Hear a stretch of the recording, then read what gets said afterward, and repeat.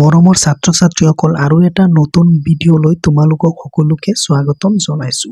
এই ভিডিঅ'টোৰ মাধ্যমেৰে মই তোমালোকক শিকাবলৈ গৈ আছো তোমালোকে কেনেকৈ শিক্ষক দিৱসৰ ওপৰত এটা সুন্দৰকৈ ভাষণ দিব পাৰা, এটা বক্তৃতা দিব পাৰা। তো কেনেকৈ দিবা চাই লোৱা। প্ৰথমতে তোমালোকে ক'বা নমস্কাৰ। আজিৰ সভাত উপস্থিত সন্মানীয় সভাপতি মহোদয়, অধ্যক্ষ মহোদয় আৰু সন্মানীয় শিক্ষাগুৰুসকল আৰু মোৰ মৰমৰ ভাইটি ভণ্টি সকল, মোৰ নাম, এইখিনিতে তোমালোকৰ নিজৰ নিজৰ নামটো ক'বা। আজি মই শিক্ষক দিৱসৰ ওপৰত দুই এষাৰ ক'বলৈ গৈ আছো। তাৰপিছত ক'বা প্ৰথমতে মই সকলোকে শিক্ষক দিৱসৰ বহুত শুভেচ্ছা জ্ঞাপন কৰিছো। আজি আমি সকলো ইয়াত একগোট হৈছো শিক্ষক দিৱস পালন কৰিবলৈ। আজি হ'ল 5 ছেপ্টেম্বৰ আৰু আমি প্ৰতি বছৰে এই দিনটোতে শিক্ষক দিৱস পালন কৰোঁ।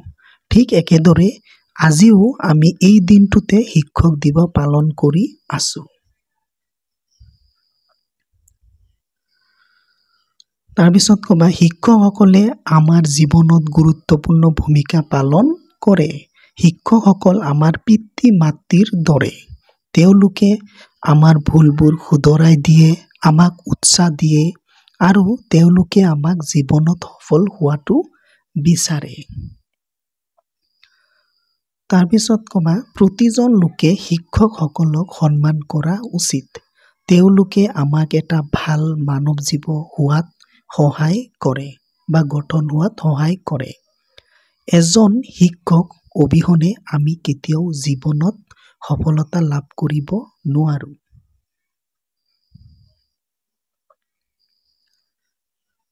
তাৰপিছত আকৌ ক'বা আজি হ'ল ডাক্তৰ সৰ্বপল্লী ৰাধাকৃষ্ণৰ জন্মদিনো আৰু আমি তেওঁৰ জন্মদিনটোতেই শিক্ষক দিৱস হিচাপে পালন কৰোঁ। তেওঁ আছিল এজন মহান শিক্ষক, দাৰ্শনিক, ভাৰতৰ প্ৰথম উপৰাষ্ট্ৰপতি আৰু ভাৰতৰ দ্বিতীয় ৰাষ্ট্ৰপতি। তো ইমানখিনি কৈয়ে মই মোৰ চমু বক্তব্য সামৰণি মাৰিলোঁ। এনেকৈ ধন্যবাদ দি আহি যাবা। তো এনেদৰে তোমালোকে সুন্দৰকৈ এটা চমু বক্তৃতা দিব পাৰা শিক্ষক দিৱসৰ ওপৰত আৰু সম্পূৰ্ণ সুন্দৰকৈ দিব পাৰা। তো ভিডিঅ'টো যদি ভাল লাগিল তোমালোকে চেনেলটো ছাবস্ক্ৰাইব কৰি দিবা আৰু ভিডিঅ'টো বন্ধুবৰ্গলৈ তোমালোকে শ্বেয়াৰ কৰি দিবা। ধন্যবাদ।